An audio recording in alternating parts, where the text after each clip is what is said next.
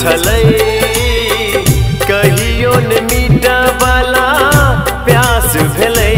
हम नोरक सहारा सा जीलो मुदा, हम नोरक सहारा सा जीलो मुदा।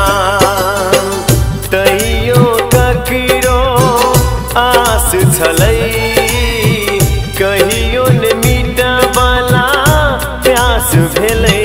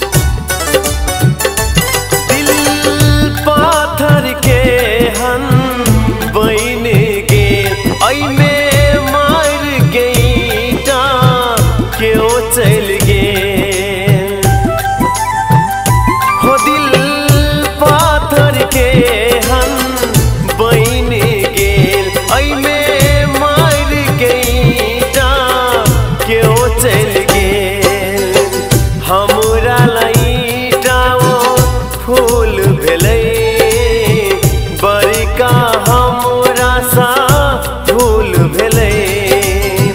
गहिरा गहिरा याद छलै कहियो न मीटा वाला प्यास भेलै।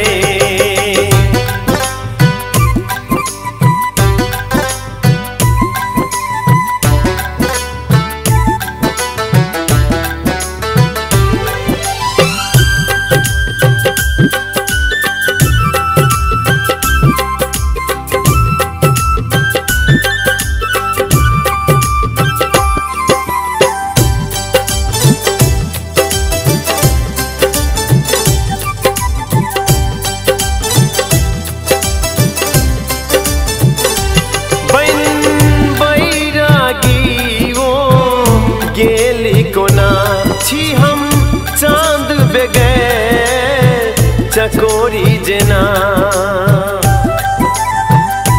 बन बैरागी ओ गेली कोना छी हम चांद बेगैर चकोरी जेना। हमारी चांद में दाग लगलै जिंदगी कैती माघ भेलै। गहिरा गहिरा याद छलै कहियो न मीटा वाला प्यास भेलै।